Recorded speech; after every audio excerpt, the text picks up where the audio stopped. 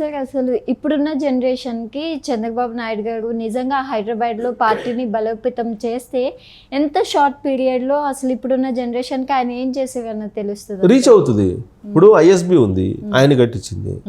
Bharat Biotech ఆయనది, ఆయన హయాంలోనే కదా ఇవన్నీ వచ్చింది. సో వాళ్ళు ఇప్పుడు చరిత్రను మొన్నటి వరకు వక్రీకరించి చెప్పారు కాబట్టి కేసీఆర్ అసలు చంద్రబాబు నాయుడు ఏం చేశాడు తెలంగాణకి అనేది కనుక చెప్పగలిగితే పార్టీ వైపు నుంచి ఇప్పుడు జనరేషన్ వింటుంది. అసలు ఏది నిజం ఏది అబద్ధం అనేది ముందైతే చర్చ పెట్టాలి కదా. చర్చ పెట్టిన తర్వాత ముందు ప్రజల్లో వాస్తవాలు ఏంటనేది చర్చ జరుగుతుంది. ఈవెన్ బైఫర్కేషన్ విషయంలో కూడా చంద్రబాబు నాయుడు ఒప్పుకుంటేనే కదా తెలంగాణ రాష్ట్రం ఇచ్చింది. ఇప్పుడు ప్రణబ్ కమిటీకి ఆ రోజు లేఖ ఇచ్చాడు చంద్రబాబు నాయుడు కూడా. మరి ఆయన కోఆపరేషన్ లేకపోతే నీకు రాష్ట్రం ఎలా విడిపోతుంది? లెటర్ తీసుకున్నారు కదా. ఇదే కేసీఆర్ లెటర్ ఇచ్చారని చెప్పట్లేదు కదా ఆయన. చంద్రబాబు నాయుడు లెటర్ ఇస్తేనే కదా నీకు బైఫర్కేషన్ అయింది. సో కాబట్టి ఇవన్నీ అంశాలు చర్చకు పెట్టాలి.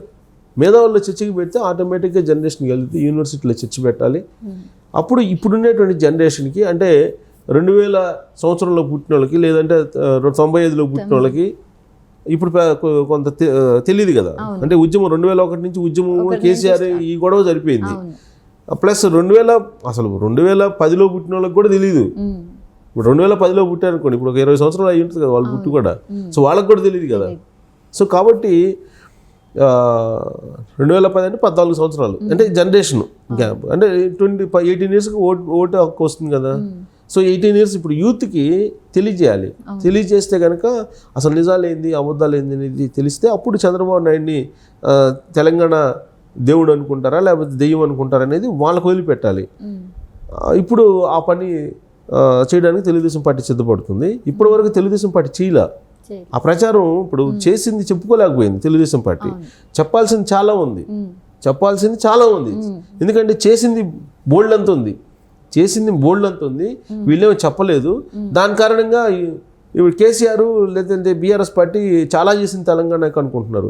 అసలు చేసింది తెలుగుదేశం పార్టీ అను చంద్రబాబు నాయుడు. అలాగే అసలు ఇక్కడ కొన్ని రాజకీయపరమైన విప్లవాత్మకమైనటువంటి నిర్ణయాలు తీసుకున్నారు. బీసీలకు రిజర్వేషన్ ఇచ్చింది తెలుగుదేశం పార్టీ. ఇక్కడ ఉండేటువంటి పటేల్ పార్టీ వ్యవస్థని రద్దు చేసిన తర్వాత కదా తెలంగాణలో బానిసత్వం పోయింది. అంతకుముందంతా చాలామంది అనగాని వర్గాలు బానిసత్వాన్ని అనుభవించారు కదా. ఇవాళ కూడా బీసీలు ఆదరిస్తారు ఆ పార్టీని.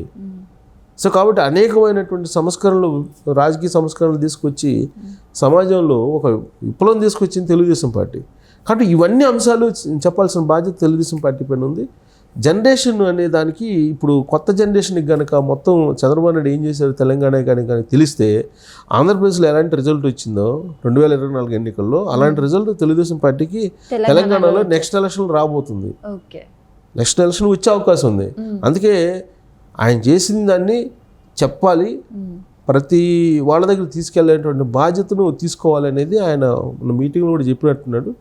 సో దీంతో కేసీఆర్కి జగన్మోహన్ రెడ్డికి ఒక దడ అయితే మొదలైంది. అంటే వాళ్ళని ఇప్పుడు అసలు చరిత్ర తెలిస్తే కదా అసలు మొత్తం డిబేట్ అయితే కదా అసలు క్రీమ్ వచ్చేది. సో అలా చెప్పాలి తెలుగుదేశం పార్టీకి సంబంధించి చంద్రబాబు నాయుడు ఏం చెప్పారు అనేది. అప్పుడు అందుకే ఇప్పుడు బీఆర్ఎస్ పార్టీలో కేసీఆర్లో ఒక అలజడి అయితే ప్రారంభమైందని చెప్పొచ్చు. సార్ అయితే నిన్న ఎన్టీఆర్ ట్రస్ట్లో బీఆర్ఎస్ పార్టీ ఎమ్మెల్యేలు కూడా వచ్చి అక్కడ పార్టిసిపేట్ చేశారు. అసలు బీఆర్ఎస్ పార్టీ నుంచి ఎమ్మెల్యేలు ఎందుకు వచ్చారు సార్? ఇప్పుడు అది పాజిటివ్ సంకేతం తెలుగుదేశం పార్టీ. కారణం ఏంటంటే ఇప్పుడు ఎప్పుడైతే చంద్రబాబు నాయుడు వచ్చి ఈ పార్టీని బలోపేతం చేయాలి, గతంలో తను చేసినటువంటి పనులు ఏదైతే మంచి పనులు ఉన్నాయో వాటన్నింటినీ కూడా తెలంగాణ సమాజానికి తీసుకెళ్ళి జనరేషన్ గ్యాప్ని తగ్గించేసి ఇప్పుడున్న జనరేషన్కి తెలియజేయాలి అనేటువంటి సంకేతం ఇచ్చేశారో అప్పుడు బీఆర్ఎస్ పార్టీకి కొంత అలజడి మొదలైంది. కారణం ఏంటంటే ఇప్పుడు బీఆర్ఎస్లో ఉన్నటువంటి వాళ్ళు 100% పూర్వపు తెలుగుదేశం పార్టీకి సంబంధించినటువంటి లీడర్లు ఇంక్లూడింగ్ కేసీఆర్ కూడా తెలుగుదేశం పార్టీ నుంచి వచ్చినటువంటి లీడరే. సో ఇప్పుడు తెలుగుదేశం పార్టీ బలపడుతుంది అని చెప్పడానికి సంకేతం ఏంటంటే ఎన్టీఆర్ ట్రస్ట్లో చంద్రబాబు నాయుడు మీటింగే ఒక ఉదాహరణ. ఆ మీటింగ్కి బీఆర్ఎస్ పార్టీకి సంబంధించిన ఎమ్మెల్యేలు ఇద్దరితో పాటు అనేక మంది వచ్చారు. క్రౌడ్ ఆ క్రౌడ్ని చూస్తే కనుక తెలుగుదేశం పార్టీకి తెలంగాణలో ఉన్నటువంటి ఆదరణ ఏంటి అనేది అర్థమవుతుంది. హాజరైనటువంటి వాళ్ళలో ఎమ్మెల్యేలు ఎవరు అని అంటే ఒకళ్ళు Prakash Goud Rajendra Nagar MLA BRS party, 2 Arekapudi Gandhi ఆయన, ఇద్దరు హాజరయ్యారు. ఇద్దరు ఇంపార్టెంట్. ఆరిగపూడి గాంధీ అలాగే ప్రకాష్ గౌడ్ ఇద్దరు బలమైనటువంటి లీడర్లు. అది కూడా బీఆర్ఎస్ పార్టీలో ఉన్నటువంటి ఎమ్మెల్యేలు.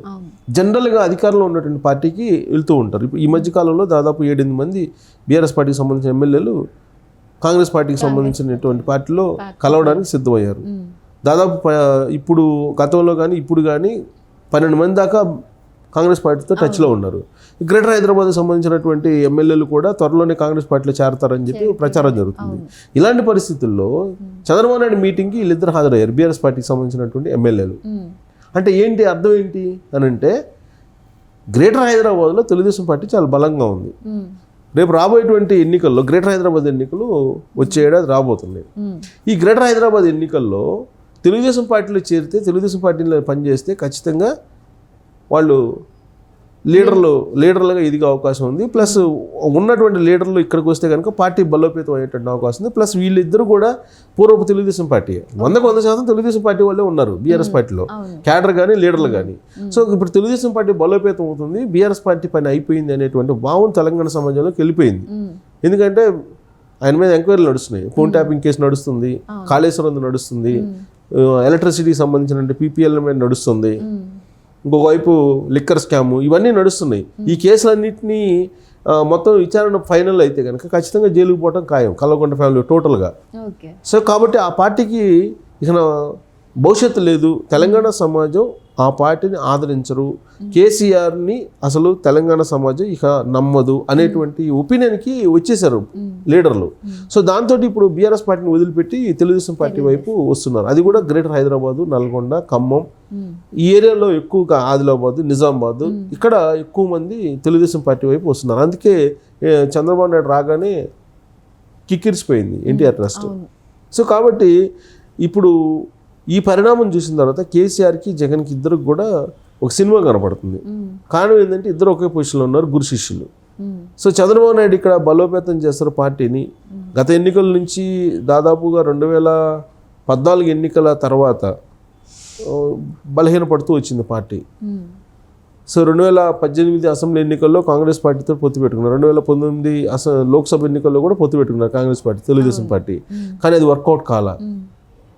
కాబట్టి ఇప్పుడు ఆల్రెడీ ఆంధ్రప్రదేశ్లో బీజేపీ, జనసేన, తెలుగుదేశం పార్టీ పొత్తుంది. అదే పొత్తుతోటి, కూటమితోటి ఇక్కడికి ఎంటర్ అవుతుంది. సో ఎంటర్ అయినప్పుడు ఆటోమేటిక్గా అధికారంలోకి రావడానికి అవకాశం ఉంది. బీజేపీ అధికారంలో రావచ్చు. బీజేపీ అధికారంలో వచ్చిందంటే కూటమిలో భాగస్వామి కదా తెలుగుదేశం పార్టీ.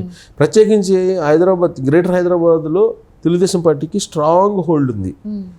కాబట్టి ఆరంగేట్రం గ్రేటర్ హైదరాబాద్ ఎన్నికల నుంచే తెలుగుదేశం పార్టీ చేయడానికి ప్రారంభమైంది. అంటే మరోసారి ఆరంగేట్రం, ఫ్రెష్ ఆరంగేట్రం చేయడానికి. సో కాబట్టి ఆ ఇద్దరు ఎమ్మెల్యేలు హాజరు కావడం వెనుక ఆంతర్యం అది. గ్రేటర్ హైదరాబాద్ ఎన్నికల్లో తెలుగుదేశం పార్టీ కనుక కీలక సంఖ్యలో కార్పొరేటర్లు కనుక గెలుచుకోగలిగితే జనరల్ ఎలక్షన్కి ఖచ్చితంగా బలోపేతం అయ్యేటువంటి అవకాశం ఉంది. అది ఎప్పుడైతే బలోపేతం అవుతుందో బీఆర్ఎస్ పార్టీ ఖాళీ అవుతూ వస్తుంది. సో దీంతో జగన్మోహన్ రెడ్డి, కేసీఆర్ ఏం చేయాలి అనే దాని మీద తర్జన భర్జన పడుతూ వాళ్ళు జరుగుతున్నటువంటి అంశాలని ఒక సినిమా చూసినట్టు చూస్తున్నారు.